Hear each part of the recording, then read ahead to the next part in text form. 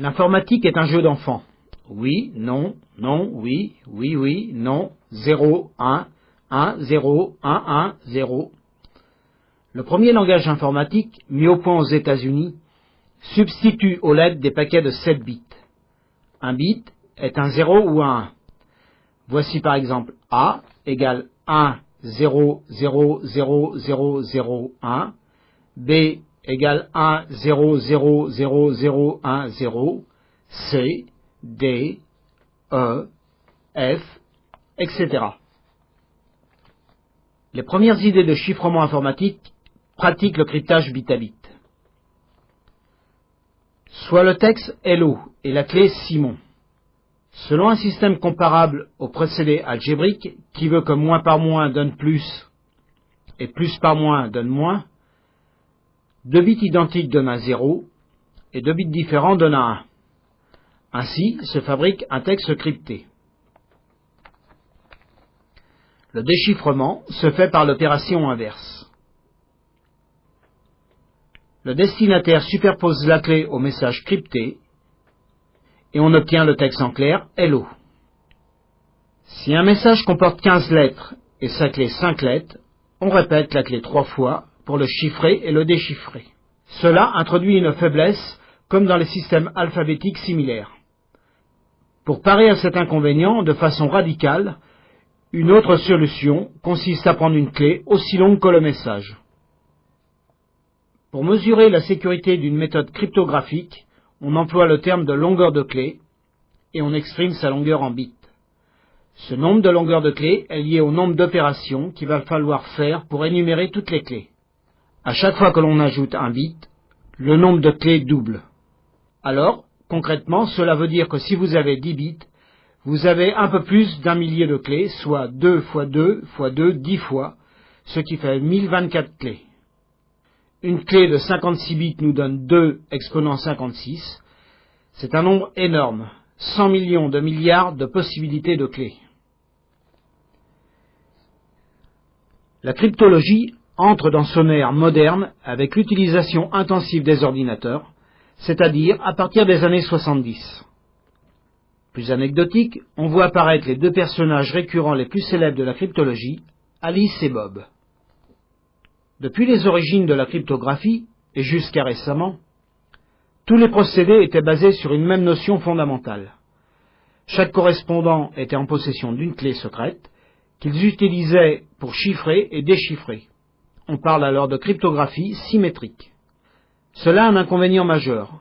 Comment communiquer la clé au correspondant?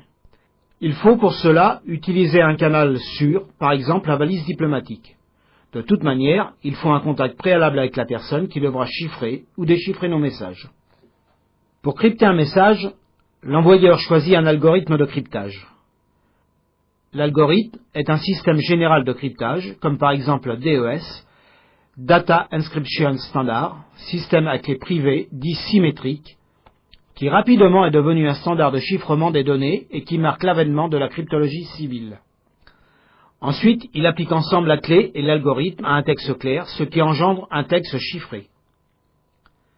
Celui-ci peut être intercepté par l'ennemi au cours de sa transmission, mais l'ennemi ne sera pas en mesure de le déchiffrer.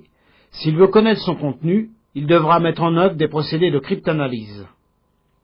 Par contre, le receveur à qui est destiné le message et qui connaît la clé et détient l'algorithme utilisé par l'envoyeur est capable de reconstituer le texte clair du message.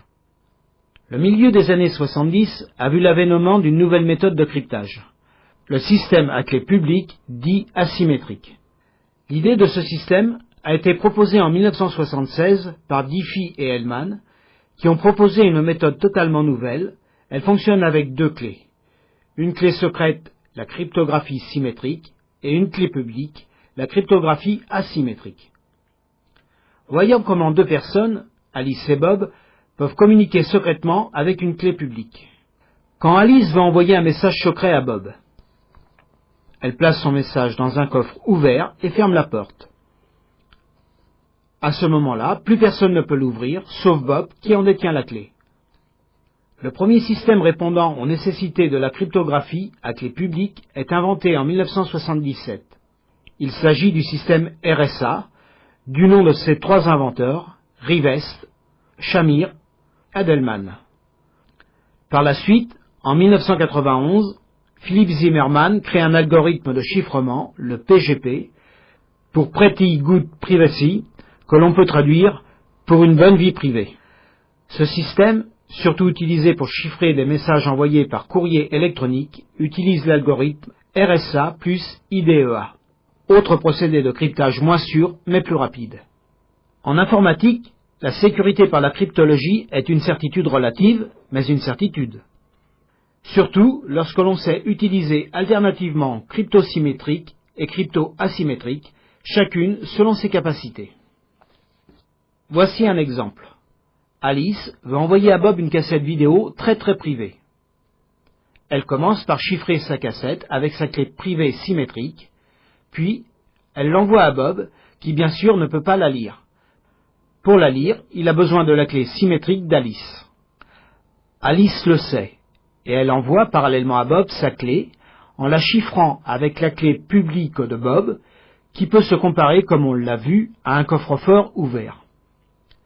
Alice y met sa clé, claque la porte et renvoie le coffre à Bob.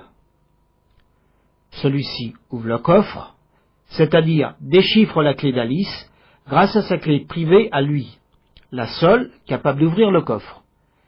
Il a enfin en main la clé d'Alice et il peut décoder le film crypté.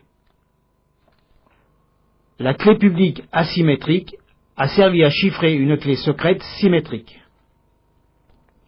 Ce système hybride est celui qui fonctionne déjà avec les télévisions à péage. C'est surtout ce qui va devenir la nouvelle manière d'authentifier un acte crypté, la signature électronique.